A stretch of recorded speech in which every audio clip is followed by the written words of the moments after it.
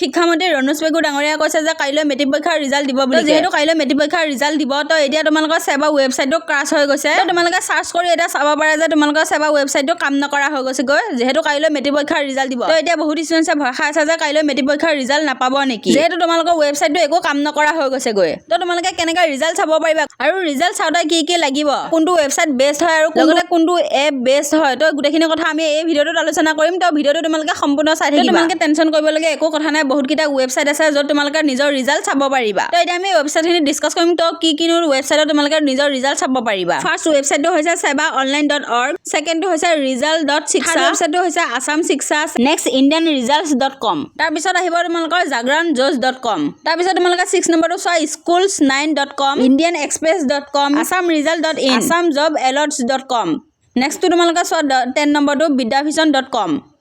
তাৰপিছত তোমালোকে 11 নম্বৰটো চোৱা iresults.net নেক্সটটো হৈছে iresults.in তো এইখিনি তোমালোকে চাব পাৰিবা নেক্সট তোমালোকে এপৰ ভিতৰত চাব পাৰা এছএপ ৰিজাল্টটো তো এইটো তোমালোকে অতি সহজে তোমালোকে ৰিজাল্ট পাব পাৰিবা তো মই সাজেষ্ট কৰিম যে তোমালোকে এই এপটো ডাউনলোড কৰি লোৱা আৰু অতি সহজে তোমালোকৰ নিজৰ ৰিজাল্ট চাব পাৰিবা যেহেতু এইটো সেবা এপ হয় তো তোমালোকে নিজৰ ফোনত এছএপ ৰিজাল্টটো ডাউনলোড কৰি ল'বা